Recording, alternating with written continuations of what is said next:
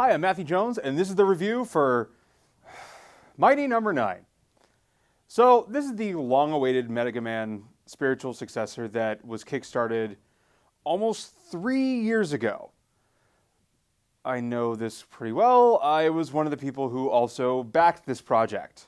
I didn't go too crazy as much as I really wanted to, looking at some of the great add-ons and whatnot.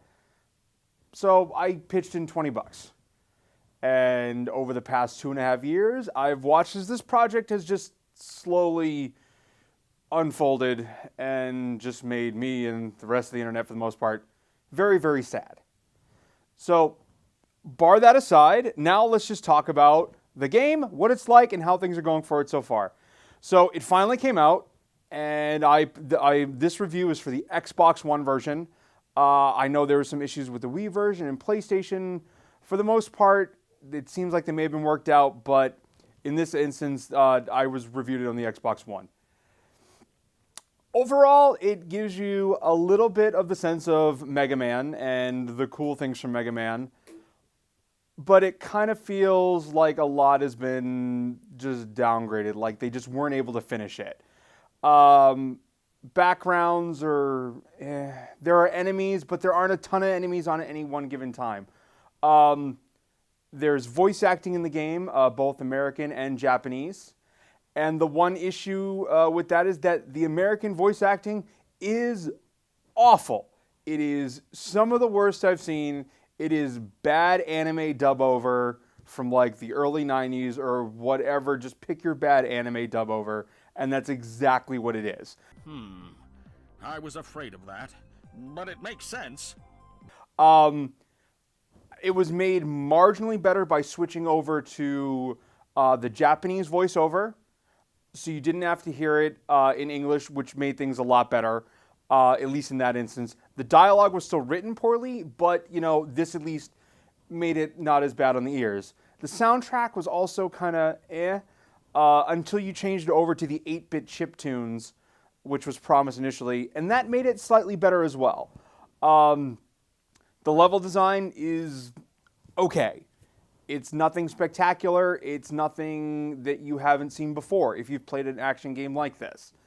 There's been a lot of fan Mega Man type games come out lately that you can find online that do the levels much better, and they're free. So just saying that may be something to look into.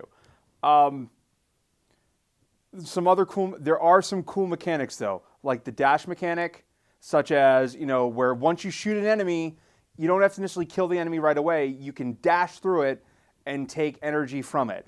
That can give you everything from power-ups to things like just extra little abilities, like going a little bit faster, jumping a little bit higher, and your power shots a little more. Overall, again, I would rate this game as an okay. Is it worth buying it at full price? No.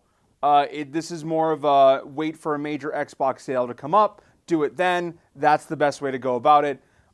Or like log in and say borrow it from one of your friends or go over to Warriors. I wouldn't recommend buying this flat out. I'm glad that it's finally out, so I don't have to be like, man, when is this game coming out? But other than that, I can't really say, hey, you should go out and play this. Does it make me sad? Yes. The only thing I can hope for is that if this game sells well enough, that they may consider making another one, which could be better or more focused. I love the original Mega Man game, but the sequel was definitely way better, and the sequels continued to be better than the very first one. That being said, the original Mega Man is still way better than this game. Yeah, that's my basic review of this. If you're going to pick it up, like I said, wait till it's on sale, borrow it from a friend, don't pay full price. Until next time, this is Matthew Jones signing out, and